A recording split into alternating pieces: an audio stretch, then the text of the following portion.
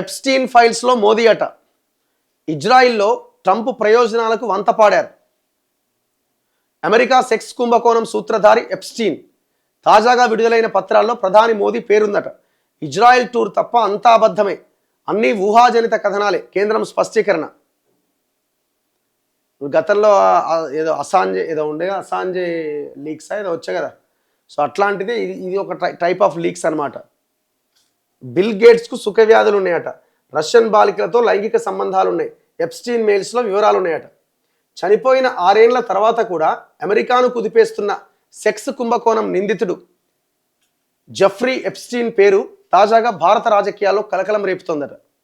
ఆయన చచ్చిపోయి 6 ఏళ్ళు అయిందట. అమెరికా న్యాయశాఖ తాజాగా విడుదల చేసిన ఈ కుంభకోణానికి సంబంధించిన పత్రాల్లో భారత ప్రధాని మోదీ పేరు కనిపించిందట. దీంతో సంచలనంగా మారింది. ఎప్స్టీన్ రాసిన ఒక మెయిల్లో ప్రధాని మోదీ పేరును ప్రస్తావిస్తూ కొన్ని వాక్యాలు రాసిండట. ఏమని? భారత ప్రధాని మోదీ నా సలహా తీసుకున్నారు. ఇజ్రాయిల్లో అమెరికా అధ్యక్షుడి ప్రయోజనాల కోసం పనిచేశారు. వాళ్ళు అంటే మోదీ అండ్ ట్రంప్ కొన్ని వారాల క్రితమే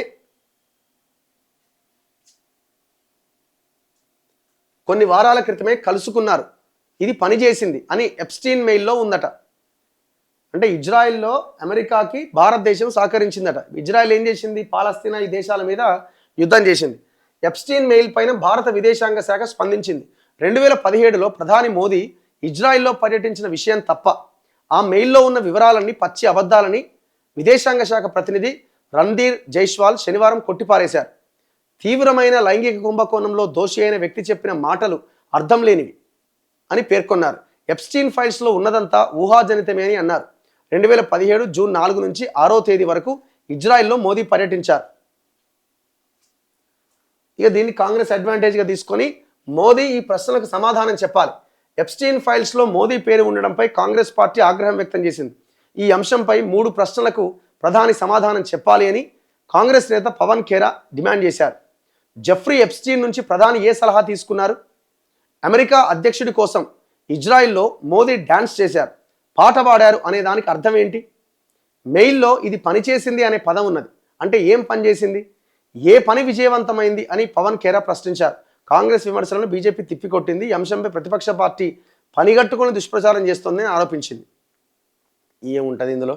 ఈ బయటపడేవి కావు, ఏం కావు, ఏదో కొద్ది రోజులు మీడియాల వార్తల కోసం మనం మాట్లాడుకోవాల్సింది తప్ప ఏం లేదు. ఆయన చెప్పింది కూడా నిజమై ఉండొచ్చు. ఇప్పుడు అది నిజమే అని ప్రూవ్ చేయడానికి ఇంకేదన్నా చేయడానికి అవకాశాలు ఏమైనా ఉన్నాయా అంటే అది కూడా లేదు. కాకపోతే వాళ్ళు ఆన్సర్ చేయాల్సిందే వాళ్ళు అడిగినటువంటి ప్రశ్నలకి. బిల్ గేట్స్కు సుఖవ్యాధులట. ఆయనకు రష్యన్ బాలికలతో లైంగిక సంబంధాలు ఉన్నాయి. ఎప్స్టీన్ మెయిల్స్లో వివరాలు. పత్రాల్లో మస్క్, మీరా నాయర్, మెలానియా ట్రంప్ పేర్లు ఉన్నాయట. ఇగో ఎప్స్టీన్ ఫైల్స్లో బిల్ గేట్స్కు సంబంధించిన ఒక ఫోటో అట. ఇగో అమెరికాను ఒక కుదిపేసిన జెఫ్రీ ఎప్స్టీన్ సెక్స్ కుంభకోణంలో మైక్రోసాఫ్ట్ సహా వ్యవస్థాపకుడు బిల్ గేట్స్కు సంబంధించిన వివరాలు సంచలనంగా మారినాయట.